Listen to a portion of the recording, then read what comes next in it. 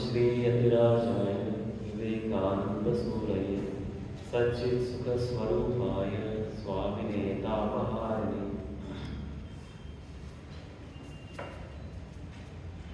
स्वामी आत्मश्रद्धांजलि महाराज को मेरा प्रणाम और ब्रह्मचारी महाराज को मेरा नमस्कार।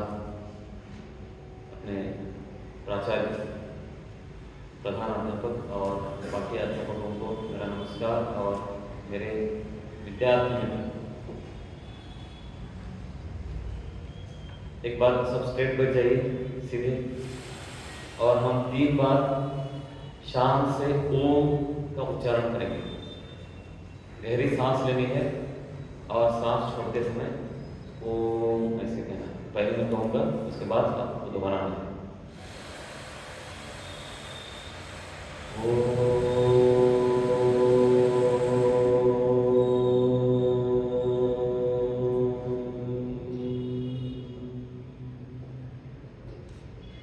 बोलिए।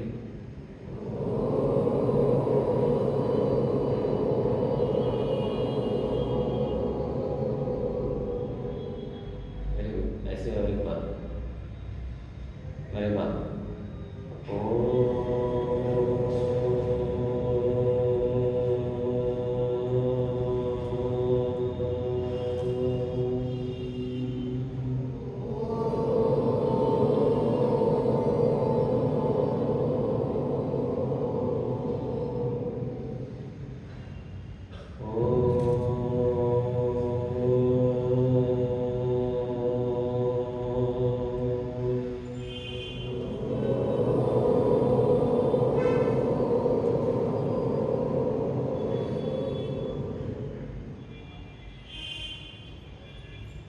बहुत अच्छा। इस ओंकार ध्वनि से हमारा मन शुद्ध हो जाता है, पवित्र हो जाता है और हमारी एकाग्रता बढ़ जाती है।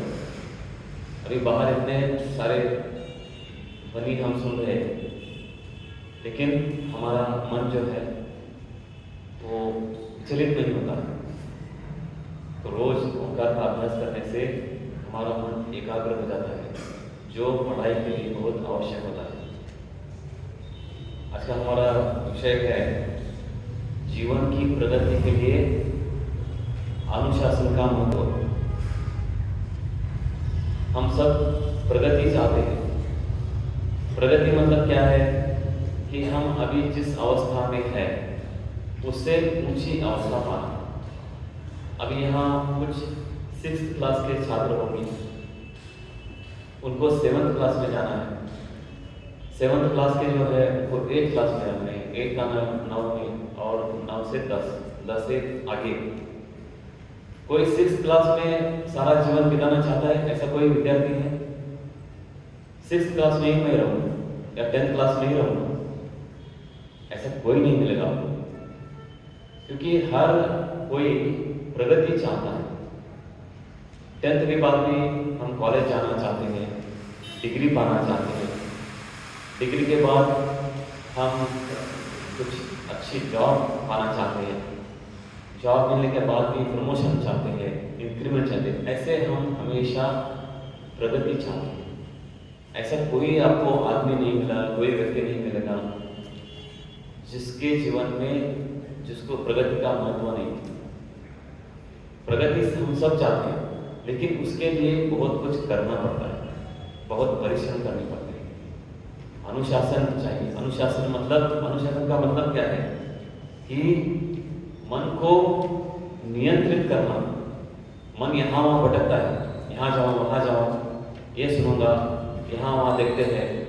वो भटकता हुआ जो मन है उसको नियंत्रित करके एक दिशा में उसको लाना, ध्येय प्राप्ति के लिए।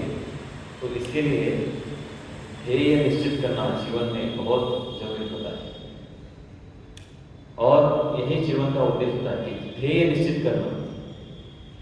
अपना ध्येय क्या होता है? तो जो ध्येय के बारे में अलग अलग संकल्पना होती है। किसी को इंजीनियर बनना है, किसी को डॉक्टर बनना है, किसी को और कुछ बनना है। लेकिन ये तो सामान्य ध्येय हो गए। अपना मुख्य ध्येय है जीवन में हमेशा संतुष्ट रहना है, समाधानी रहना है, आनंद में रहना है। तो ये बाहर की चीज़ें आएगी और जाएगी, लेकिन हमारा मन हमारे नियंत्रण में होना चाहिए। तो इसके लिए बहुत कुछ परिश्रम करने पड़ते हैं, अच्छा चरित्र गठन होना पड़ता है। तो चरित्र मतलब क्या है कि अपना व्यवहार,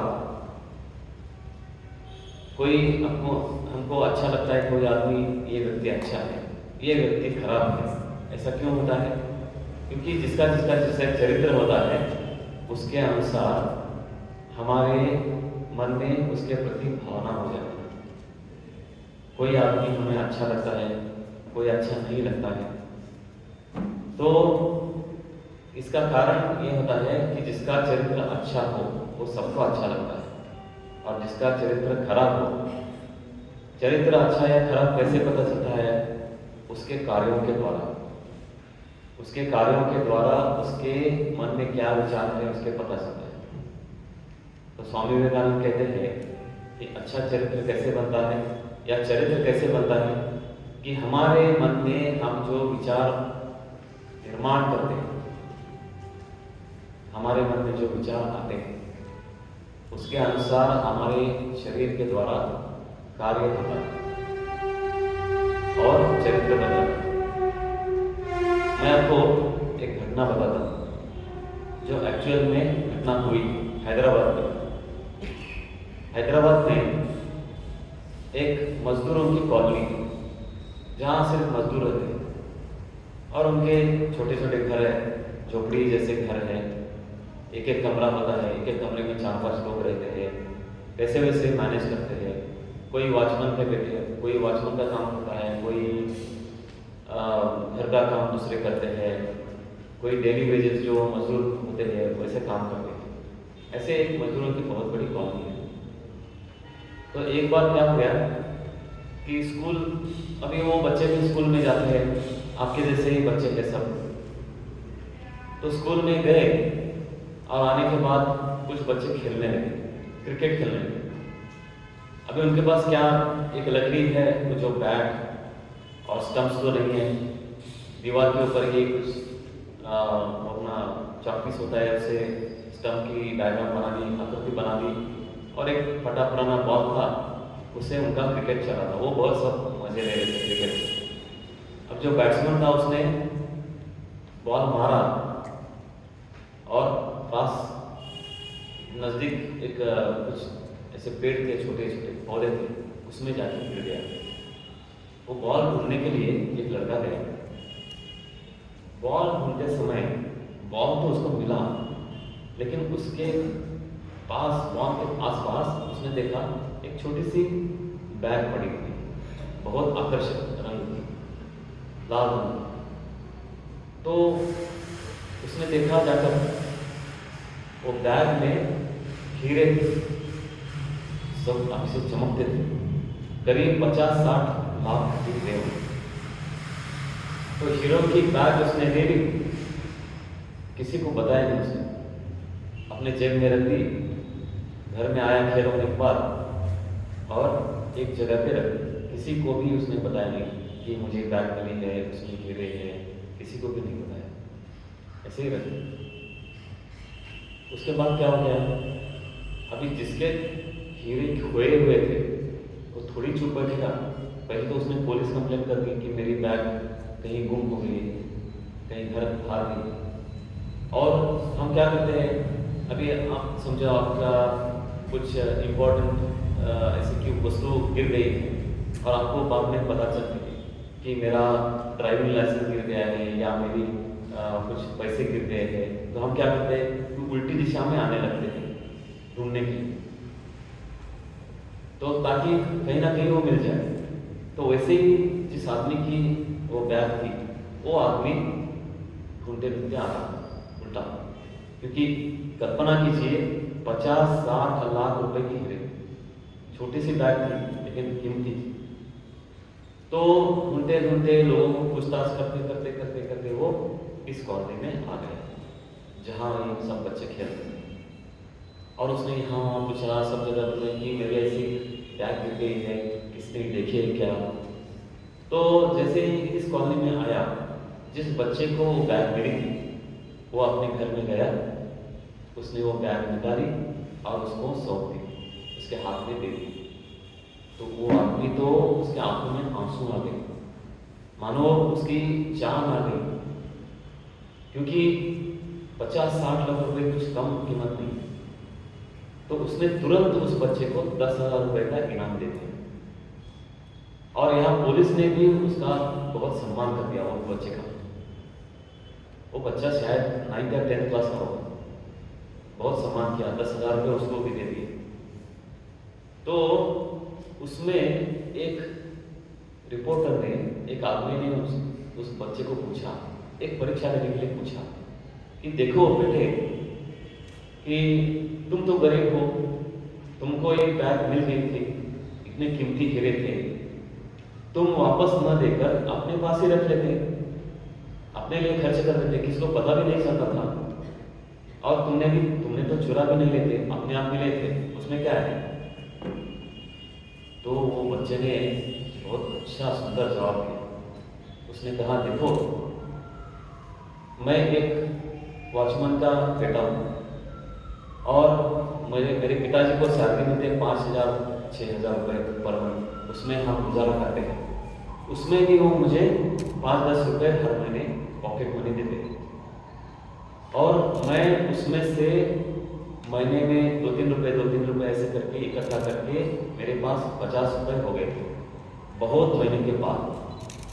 और एक दिन 50 रुपये वो कहीं मैंने खो दिए, और मुझे इतना खराब लगा, मेरा मन इतना दुखी हुआ कि 2 दिन ना मैं कुछ खा सका ना सो सका ठीक से, शांति से। और यहाँ इस आदमी के 50-60 लाख रुपए के हीरे उसने गंवाए, उसके जिंदगी में क्या आपत्ति बीती होगी, ये मुझे एहसास हो गया। इसको बोलते हैं चरित्र।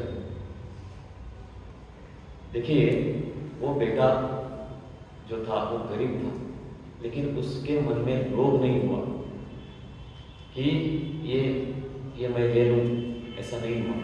तुरंत उसके मन में आया कि जिसने ये हीरे खोए हुए उसके ऊपर क्या बीती हो। इसको बोलते हैं चरित्र। और ये क्यों हुआ? क्योंकि उसने हमेशा अच्छे विचारों का ग्रहण किया था, मन में अच्छे विचारों का संग्रह किया। और ऐसे ही हम जब अच्छे विचारों का संग्रह करते हैं मन में, तो बुरे विचार आने पर भी वैसा कार्य नहीं होता है, क्योंकि अच्छे विचार इतने ज्यादा हो जाते हैं कि बुरे विचारों को हटा देते हैं।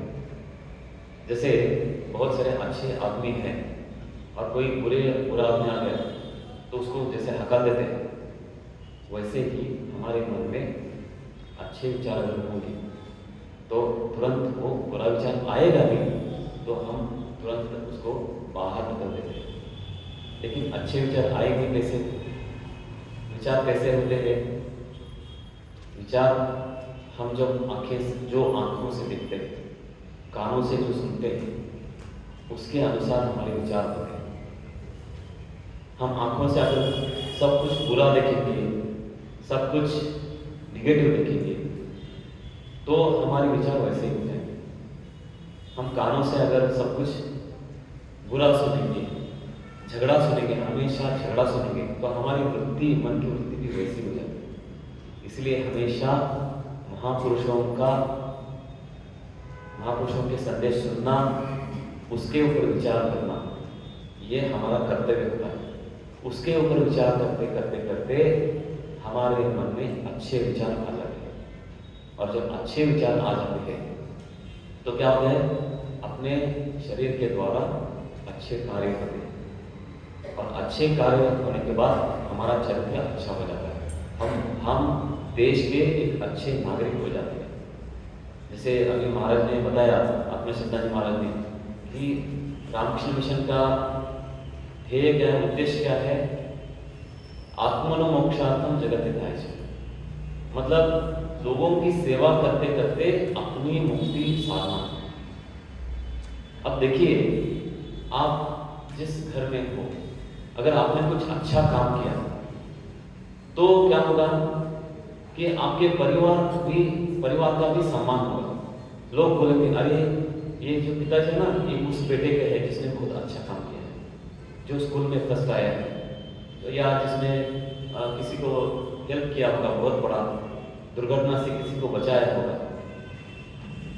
तो ऐसे हम जब अच्छे कार्य करते हैं तो खुद का ही विकास नहीं होता है, हम पूरा समाज का विकास करते हैं। जैसे अभी फॉर एग्जाम्पल, उदाहरण के तौर पर, जो प्रधानमंत्री हैं यहाँ वहाँ जाते हैं तो एक भारत का गौरव बन जाता है। वैसे ही कोई शास्त्रज्ञ होगा, हमारे बहुत सारे साइंटिस्ट हैं, भारत के साइंटिस्ट हैं या उद्योगपति हैं, तो उसमें भारत का भी गौरव बढ़ता है, उनकी तो प्रगति होती ही है। तो इसलिए अपना चरित्र गठन करना, अब हम अकेले होते हैं तब हम कैसा आचरण हमारा होता है, वो अपना चरित्र होता है। नहीं तो दूसरों को दिखाने के लिए हम कुछ अच्छा कार्य करेंगे, वो चरित्र ठीक नहीं है। कोई नहीं, हमको कोई नहीं देख रहा है, फिर भी हम अच्छा कुछ कर रहे हैं, तो उसको बोलते हैं चरित्र गठन। एक बार क्या हो गया, एक शिव मंदिर था एक गांव में, और गांव में कुछ बारिश नहीं हुई, तो सबने बहुत प्रार्थना की और भगवान शिव ने कहा कि वहाँ जो मंदिर के बाजू में एक छोटा सा टैंक है, वो टैंक वहाँ दूध से भरना है, दूध से भर के उस दूध का अगर अभिषेक करेंगे तो बारिश आ जाएगी, अच्छी फसल हो जाएगी, सबको अच्छा धान मिलेगा, खाने को मिलेगा, कुछ प्रॉब्लम नहीं होगा। अब क्या हो गया, सबको बोला गया कि जितना घर में दूध है वो सब आके यहाँ टैंक में डालो। एक आदमी ने विचार किया कि पूरा गांव इतने हजारों लोग हैं, हर कोई दूध उसमें डाल रहा है, मैं मेरा एक गिलास या लोटा अगर मैं पानी डाल दूँ तो उसमें कुछ फर्क नहीं पड़ेगा। तो उसने पानी डाल दिया। हर एक आदमी ने ऐसे ही सोचा कि मैंने अगर मेरा इतने सारे लोग दूध डाल रहे, मेरा एक गिलास या एक लोटा इसमें पानी डालेंगे तो कुछ फर्क नहीं पड़ने वाला। फाइनली देखा गया दूसरे दिन पूरा टैंक किससे भरा हुआ था, पानी से भरा। क्योंकि हर एक ने ऐसे ही विचार किया, मैं क्यों करना है। समाज में आज ऐसे ही बहुत लोग हैं। इसलिए अब जो नेक्स्ट जनरेशन है, अभी आप लोगों के हाथ में कि कैसे प्रगति करना है। अभी इतने सारे भ्रष्टाचार होते हैं, क्यों होते हैं? क्योंकि लोभ होता है, मन में लोभ होता है, और जो कार्य हम छुप के करते हैं वो हमेशा रॉन्ग होता है, हमेशा गलत होता है। क्योंकि पता होता है कि गलत कर रहे हैं, हमारा मन ही शांत नहीं होता। आपने देखा होगा कि आप कभी किसी को झगड़ा करते हैं, होता है कभी मित्र के साथ, या घर में माँ को कुछ बोल दिया उल्टा सीधा, पिताजी को कुछ बोल दिया, उस समय आपका क्रोध तो प्रकट हो गया, लेकिन बाद में हमारा मन शांत नहीं होता है। क्यों शांत नहीं होता है? क्योंकि मन में एहसास होता है, मन में अनुभव होता है कि मैंने किया है, गलत किया है। इसलिए गलत काम से बच के रहना है। अगर मन को शांत करना है, समाधानी करना है, तो क्रोध के ऊपर संतुलन, नियंत्रण रखना है। तो ये धीरे धीरे होगा, लेकिन उसकी तरफ हमें आगे बढ़ना है। तो बहुत सारे अच्छा चरित्र गठन करने के लिए हमारे स्वयं का परीक्षण करना पड़ता है। हमारे मन में क्या चल रहा है, तो मन सच्चा रखना है और हमेशा ध्येय की तरफ रखना है, एक ध्येय निश्चित करना है। और जो भी ध्येय हो, हमारे जीवन में 4 भगवान होते हैं। चाहे आप कोई मंदिर में जाएं या न जाएं, लेकिन हर एक व्यक्ति अपने जीवन में 4 भगवान का पूजन करना जरूरी है। और पहला भगवान है मातृदेवो भव, अपनी माँ को कभी भी अपमानित नहीं करना है। माँ की हमेशा हमारे ऊपर आशीर्वाद रहता है। जितनी माँ की मदद कर सके, हेल्प कर सके, सेवा कर सके, नहीं करनी। तो माँ को अगर उल्टा सीधा बोलेंगे तो माँ के मन में दुख हो और वो दुख ही शाप बन जाएगा। क्योंकि माँ ने हमको जो सिखाया है, कैसे चलना है, कैसे खाना है, कैसे बोलना है, ये सब कुछ माँ ने सिखाया है, प्रेम से सिखाया है। और दूसरा है पिताजी, पितृदेवो। एक तो हो गया मातृदेवो, पितृदेवो। पिता का हमारे जीवन में बहुत बड़ा योगदान होता है। हमारे कितने पिताजी कष्ट करते हैं और सुख सुविधा जितनी भी हो सके उतनी देते हैं, जितनी उनकी क्षमता होती उतनी देते हैं। तीसरे है आचार्य देवो, बहुत ही महत्वपूर्ण।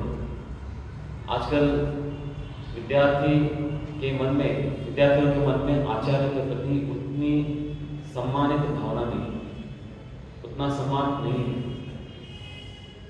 कल हमने देखा कि आचार्य नहीं है तो जैसे मन में विद्यार्थी जैसे बिहेवियर हो रहा है, मन में जैसे आया वैसा करते, ऐसा नहीं होना चाहिए। अपना अपना पढ़ाई करना है, शांत बैठ के कुछ पढ़ाई करना है। हमेशा कुछ आपको देखने की जरूरत नहीं है, पुलिस में जरूरत नहीं है। पुलिस रहेगा तो ही मैं अच्छा रहूँगा, पुलिस नहीं रहेगा तो मैं जैसे मन में आएगा वैसा करूँगा, ऐसा नहीं होना चाहिए। कोई नहीं है, लेकिन मुझे पता है कि मेरी प्रगति जो है वो अगर मैं अच्छा से पढ़ाई करूँगा तो ही मुझे अच्छे मार्क मिलेंगे, तो ही मैं अच्छे क्रमांक से पास होगा। तो ये सब मन में होना है। कोई हो मुझे देखने वाला ना हो, लेकिन मुझे पता है मेरा मन देख रहा है। अपना मन देखना चाहिए, मैं क्या कर रहा हूँ ये खुद ही निरीक्षण करना है। आचार्य देव को, और आचार्य देव को मतलब क्या है कि कैसे ज्ञान कैसे पाना है। अपने गीता में कहते हैं कि 3 गुण होने चाहिए विद्यार्थियों में ज्ञान पाने के लिए। क्योंकि हम स्कूल या कॉलेज में किस लिए जाते हैं? ज्ञान प्राप्ति के लिए। क्यों? हमारा मन अज्ञान रूपी अंधकार से भरा हुआ है, उसमें ज्ञान रूपी प्रकाश डालने के लिए हम स्कूल या कॉलेज में जाते हैं। इसलिए आचार्यों का सम्मान करना मतलब क्या है कि कैसे ज्ञान पाना है। एक तो विनम्रता। आचार्य के सामने आप भले जो 10th क्लास के स्टूडेंट्स हैं, अभी एग्जाम होने के बाद वो कॉलेज में जाएंगे, तो कॉलेज में तो कैसे वातावरण रहता है, तो आचार्य की कोई रिस्पेक्ट नहीं देता है। लेकिन ऐसा नहीं होना चाहिए। आचार्यों को अगर रिस्पेक्ट नहीं देंगे, टीचर्स को, प्रोफेसर को रिस्पेक्ट नहीं देंगे, नुकसान किसका है? नुकसान आचार्य का नहीं है, वो तो पढ़ाएंगे नहीं, नुकसान विद्यार्थी का है। उस समय मजा अगर ले लेंगे, आचार्य को अपमानित करेंगे, टीचर्स को अपमानित करेंगे, लेकिन अपमान करने से ज्ञान नहीं मिलेगा, हम अज्ञानी ही रह जाएंगे। तो इसलिए कि आचार्य का सम्मान करना, आचार्य के सामने विनम्रता का भाव होना चाहिए। और दूसरी क्वालिटी क्या है, दूसरा गुण क्या है विद्यार्थियों में, कि जब हम पढ़ते हैं, ये गीता में बताया है अपने शास्त्र में, कि जब पढ़ते हैं तब प्रश्न पूछने चाहिए। उसको बोलते हैं परिप्रश्न, मतलब जो सब्जेक्ट चल रहा है उसके आधार पर, उसके अनुसार, उसके संदर्भ में हमें आचार्यों से प्रश्न पूछ के क्लियर करना चाहिए। आचार्य को, टीचर को आप जब प्रश्न पूछते हैं तब सबसे बड़ा आनंद आचार्य को होता है, क्योंकि उनको पता चलता है कि ये विद्यार्थी प्रश्न पूछ रहा है, मतलब वो जानना चाहता है, उसको समझ में आ रहा है। तो ये जब प्रश्न, नहीं तो कीर्तन सुनते हैं वैसे अगर हम सुनने लगे क्लास में बैठे, तो ज्ञान का आदान प्रदान नहीं होगा। प्रश्न पूछने हैं, और प्रश्न भी ऐसे पूछने हैं कि आचार्य को आनंद उत्तर देने में, तो बड़ी प्रश्न। और तीसरा जो है सेवा, आचार्य की सेवा करना मतलब क्या है? उनके पैर दबाना है, हाथ दबाना है, ये नहीं। उन्होंने जो बताया है, जो टास्क दिया है, जो होमवर्क दिया है, वो ठीक ठीक करना। नहीं तो आज होमवर्क नहीं हुआ, कल करूँगा, ये आलस्य है, उससे सावधान होना चाहिए। तो ये 3 गुणधर्म होने चाहिए विद्यार्थी में। एक विनम्रता, दूसरा प्रश्न पूछना, और तीसरा जो आज्ञा का पालन करना। तो ये 3 गुणधर्म होने चाहिए। और हर वस्तु, हर व्यक्ति से कुछ ना कुछ सीखना है।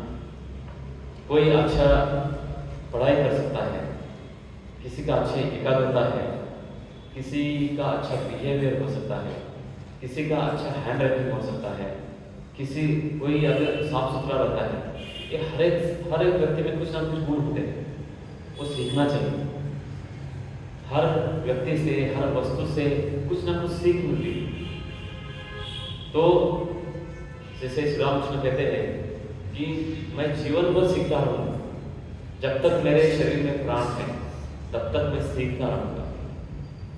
तो हमेशा हर कोई व्यक्ति लाइफ लॉन्ग स्टूडेंट होता है। सिर्फ स्कूल में जाने से ही विद्यार्थी नहीं होता है, हम सब विद्यार्थी ही हैं।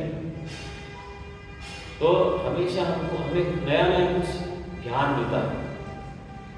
स्वामी विवेकानंद कहते हैं कि निसर्ग जो है, निसर्ग ने आपके सामने खुली किताब रखी, सिर्फ हमको पता चलना चाहिए कि कैसे पढ़ना है।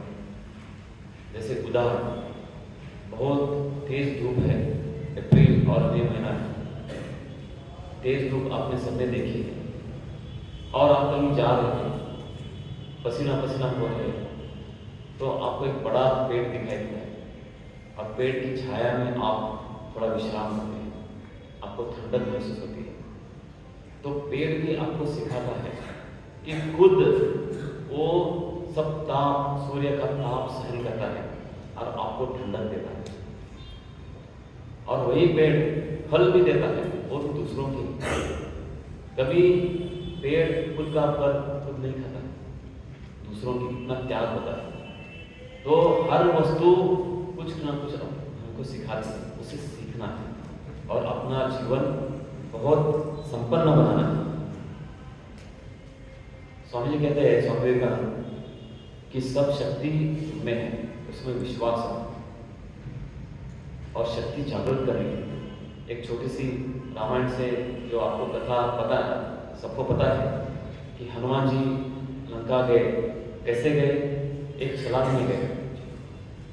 तो हनुमान जी में सामर्थ्य था, शक्ति थी वो छलांग लगाने की और श्रीलंका जाने की और सीता माता को ढूंढने की, लेकिन भूल गए। तब जांबवान और सुग्रीव ने उनको याद दिलाया।